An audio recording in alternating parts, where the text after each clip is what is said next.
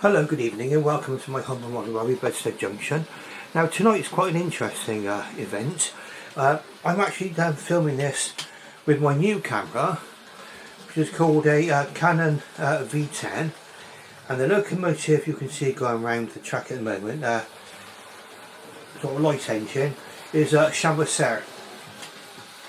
As you probably know in my previous couple of videos, now this one did come under a certain amount of criticism when it was actually produced by Hornby, which resulted in quite a reduction in price. And this locomotive, in my humble opinion, I mean, okay, it's not got a light up firebox, stuff like that, it's not got light up lamps and stuff like that, but it's a little cracker, I reckon, or a big cracker with quite a large loco. A beautiful locomotive, really. Runs beautifully, Chamossaire, and we're actually running this, like I say, on my normal tripod. We're a little bit high up actually, and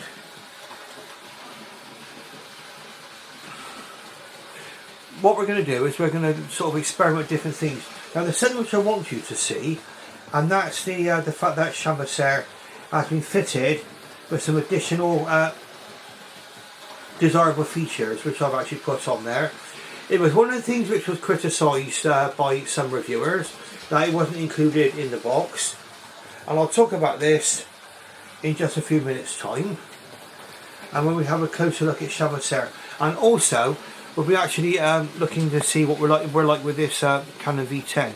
Now it would obviously is a much wider angle lens. It's a camera which is intended for vlogging, and so effectively is actually accommodating my entire layout. Okay, it's very much experimental, so please forgive me if I lose my thread a little bit as we go along. But we shall see how we go. I want to try certain features on the camera as well, and so we'll look into that in just a moment. Now it appears to be doing a very good job of recording. Very nice. It's got a zoom facility on it, but it's a digital zoom, and so obviously a lot of people would say, well, that did ruin some of the quality of the production. It's not got an optical zoom. I knew that when I bought it, because it's intended for vlogging. I mean, this is sort of like it's a pocket camera really, which we're filming with now, really intended for sort of those spur of the moment videos. Or say, for example, when you're sat on a train, you want to do a vlog where you're sitting on a train, and you just happen to have this camera with you because it fits in the pocket. Absolutely fine, absolutely fine.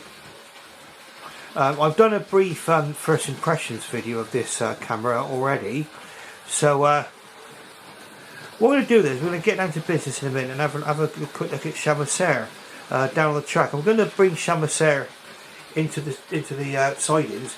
Now some of this work we're going to be doing tonight is going to be handheld, and in fact what we're doing now is we're going to switch to handheld in just a few moments time.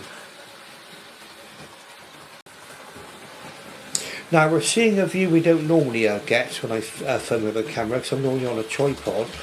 Now as you probably saw with my previous videos, this camera comes with a built-in stand, so it doesn't need a tripod, so it's able to stand either leaning forwards or backwards. At the moment I've got it leaning slightly forwards, and we can see Chamossaire going around the track from here now.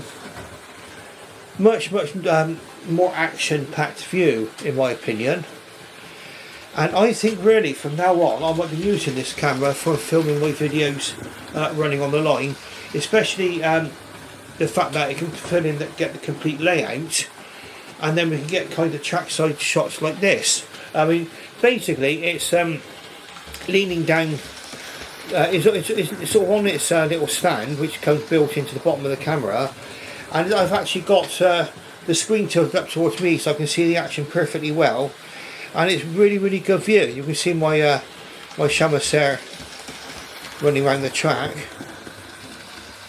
Absolutely superb. Now we're going for a different view in just a moment. And now you're going to see Chamossaire racing through the country station, a view we don't normally get to see all that well. And there we go. And I think you'll agree, the fact that I can just position this camera around the layout as I please certainly adds to the scope I can do. And it's such a wide angle lens that it doesn't matter if the lens is pointed slightly downwards or upwards, it's working fine. I think there's a slight move. You've got to see baseboard is moving about a little bit. There might have been a bit of shakiness there, but you can see it's got a perfectly good view of the locomotive running round. The only thing I don't have at the moment is I think it'll be a bit overkill for what I need at the moment, is a video light actually attached to the camera itself, until I got used to that, fitting that. But what I think I might do is, if you just bear with just one moment, there's some additional lighting based on it now with the video light, and this video light would normally sit on top of my main camera, which is the Canon M50. You can actually see now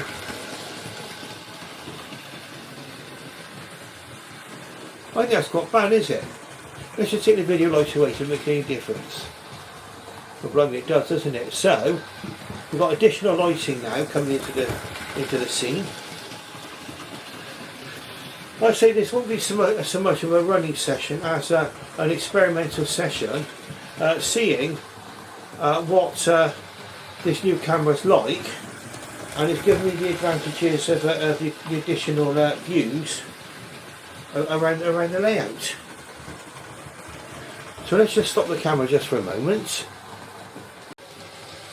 and here's another view of my locomotive whizzing through the station.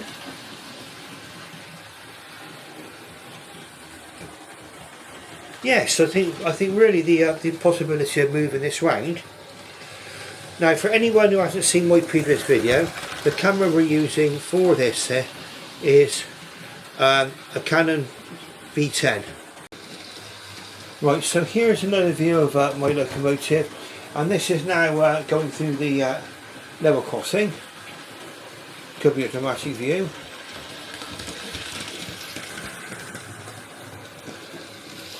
So, I think, being honest with you, this new camera, in my opinion, is bringing a whole new dimension to my videography on the railways, on my little modern railway.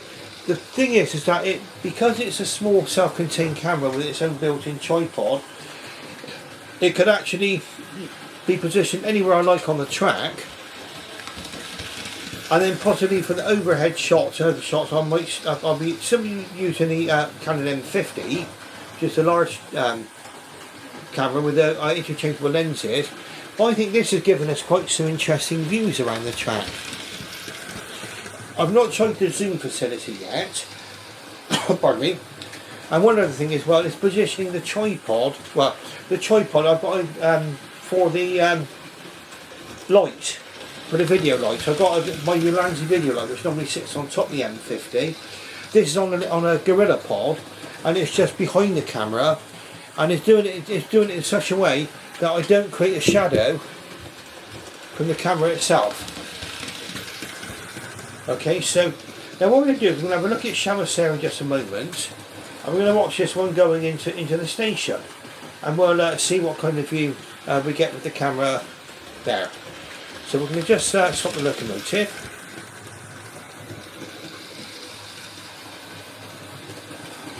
And I'll come back with you once I've had another change of camera position.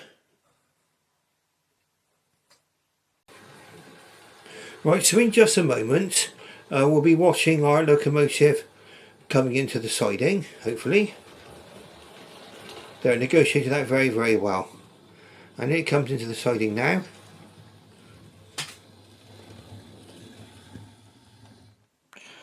Let's take a look at the locomotive now. Slight change of viewpoint. Look at that. That's sort of superb, isn't it? You've got like a sense of scale of the locomotive as well as it comes in.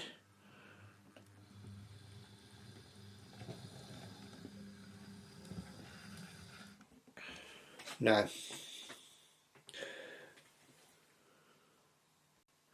right, now bear in mind this filming is very, very experimental this evening. What I've managed to fit onto this locomotive are etched brass nameplates.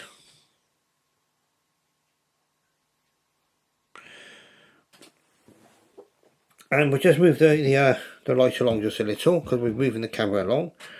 Sorry about this. I don't know if you can see that just on the cab there.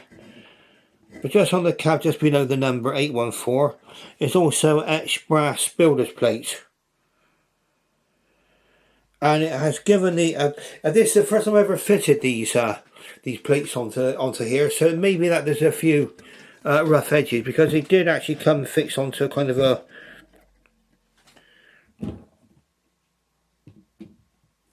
they had to be removed really.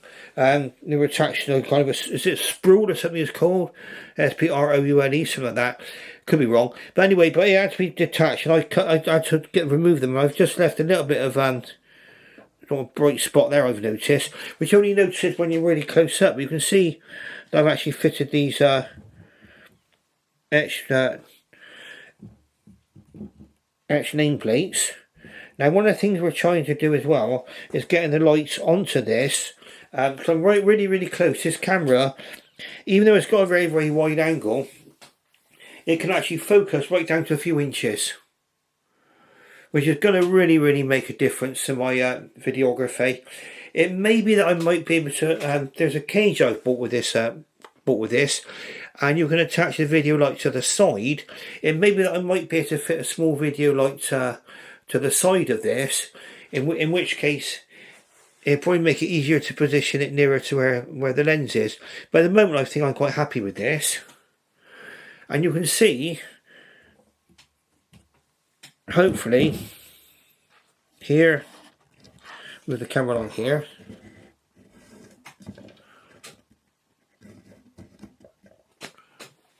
where I fitted that nice new brass builder's plate just above the circle there. So the actual etched brass plates come from Fox Transfers. I got mine from, and they do have quite a large selection. I'm about to right a wrong with one of my other locomotives, which will be another video for another day. Okay. Now, what I say is that if you like what you see, please press the like button and subscribe. And ring that bell for future videos. We're going to have a look at another view of this, just get close up on this. What I want you to see now, we're sort of really close up with this new camera. Get some light in there. As you pull away from the station,